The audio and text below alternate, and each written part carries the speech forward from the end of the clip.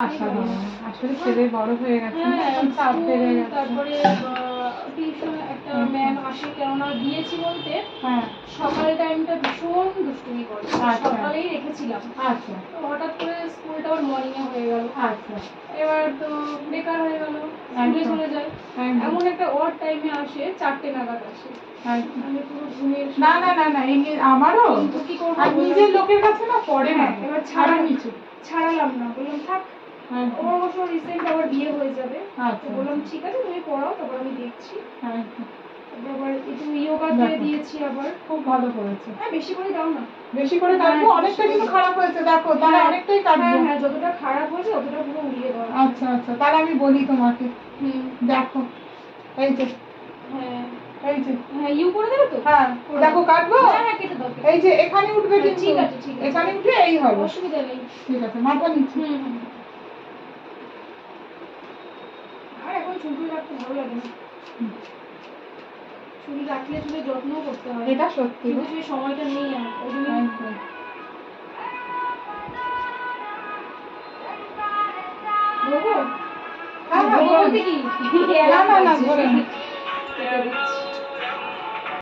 কোনো সেরকম কিছুই ভাবে করিনি, মানে ঘিও ফুটিয়ে দেবেন, কিছু হবে না।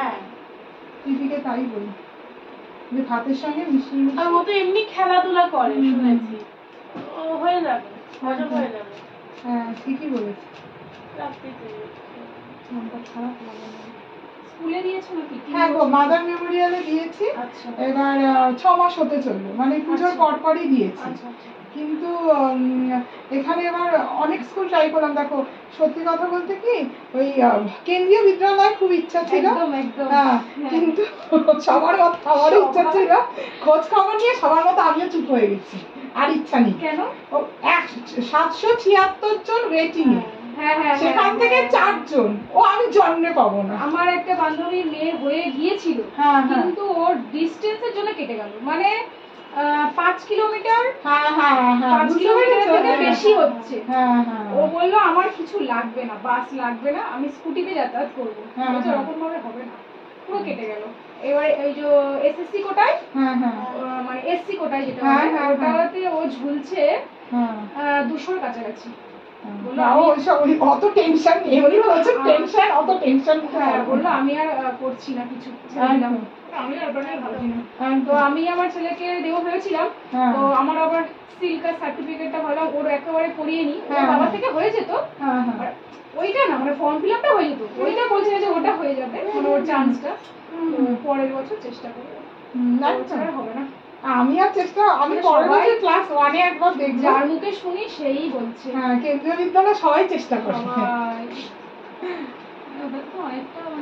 একদম পয়সা, প্রথম কথা পয়সার দিক দিয়ে অনেক সেফ, যেটা সত্যি কথা, পড়াশোনাটাও ভালো হয়, সিবিএসসি সবকিছু, আর ডিসিপ্লিন, মানে অনেক কিছু শেখানো হয়। আর আমার ছেলের এমনিতে একটু স্পিচ প্রবলেম আছে। আচ্ছা আচ্ছা, স্পিচ বলতে ওর একটু আলা আলা ভাবটা, আচ্ছা আচ্ছা, অনেক বাচ্চাদেরই থাকে ওটা, ওর মানে লটা র র লটা ল, আচ্ছা আচ্ছা, স্পিচের একটু প্রবলেম আছে, ও ঠিক আছে, স্পিচে কথা বলে তো অনেক সময় কথাগুলো আটকে যায়, তারপরে সবাই বুঝতে পারে না চট করে। একদম একদম, যেহেতু আমরা বাড়িতে যে মানে মানুষ সবাই থাকি, স্কুলের ম্যামরা বলছে আমাদের এখন অসুবিধা হচ্ছে না, প্রথমত একটু প্রবলেম হচ্ছিল ওদের, এখন বলছে ঠিক আছে, একদম একদম, আলোটা ঠিক হয়ে যাবে। দেখলাম যে লিখছে পড়ছে, দেখলাম রেজাল্টও খারাপ করছে না, ওর ঠিকই আছে, ম্যামদের কাছে কোনো কমপ্লেন নেই, ওরা বলছে ঠিক আছে।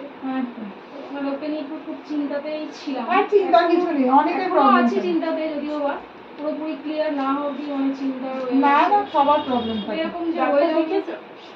হ্যাঁ ডক্টর দেখিয়েছি, সব টেস্ট করেছিলাম, ওগুলো সব ঠিকই আছে, কোনো অসুবিধা নেই। শুধু স্পিচ থেরাপি আমি করাতাম, ওটা হচ্ছে তোমার ওই লকডাউন হয়ে গেল না, তারপর থেকে না আর পুরো ওটা ইয়ে হয়ে গেল। তো আবার দেখলাম যে ও কথা পুরো ভালোই বলছে, সব কথা বলতে পারে সমস্ত, কিন্তু ওই আধো আধো ভাবটা আমার ভাইয়ের এইটাই আর কি। আমি আমার কপাল খারাপ, আর কি বলবো। কিসের কপাল খারাপ? একদমই না, আরে সবার এরকম প্রবলেম থাকে, এইসব কি বল? হ্যাঁ বাবা বোঝায় যে দাঁড়া একটু সময়, আরে হ্যাঁ একদমই, সব ঠিক হয়ে যাবে, এইসব একদম ভাববে না। এখন পুচকে, একদম পুচকে। এখন যদি তুমি এইসব কথা বলো, আমার দিদির জানো কথা বলতে পারতো না, আমার দিদি দেরিতে কথা বলা শিখেছে, বড় মার কি টেনশন, তখন আম্মা, আমার যে আম্মা সে বলতো দাঁড়াও বড় বউ ঠিক কথা বলবে, তাহলে দিদি এখন কথা বলে না, তাহলে তাহলে ওইসব একদম ভাববে না। অনেকের অনেক দেখবে, এটা একটা ইয়ের পরে সব কেটে যাবে।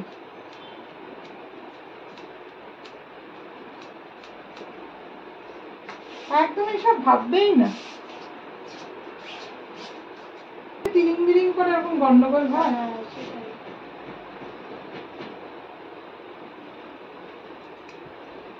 ফোন যাচ্ছে না সেটা এক, ফোন আসছে না সেটা প্রবলেম।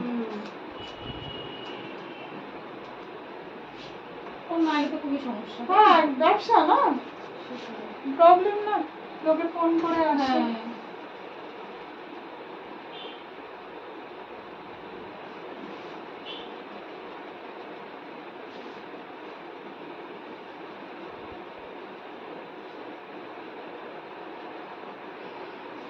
এতটুকু যেতে ইচ্ছা করছে না বাইরে, কিন্তু যেতে হবে। মনে হচ্ছে আর একটা দিন থেকে গেলে ভালো। এই তো হয়, ভাড়া যাবে না, যেতে হবে। এটাই হয়, সব মেয়েরই একই গল্প। আবার যেমন কিছু সময় যে আসবো থাকবো দুটো দিন সম্ভব নয়, পরের দিনই স্কুল, যত প্রজেক্ট সবকিছু পরের দিনকেই। আর কি সিবিএসসি? হ্যাঁ হ্যাঁ, সিবিএসসি ভালো, খুব ভালো। প্রচুর চাপ। কি এখন এক বছর বাচ্চাদের আর মানে কি বলবো, সপ্তাহে সপ্তাহে মানে সপ্তাহে মানে কি বলবো পরীক্ষা, মানে দুদিন সারা পরীক্ষা পরীক্ষা খালি পরীক্ষা।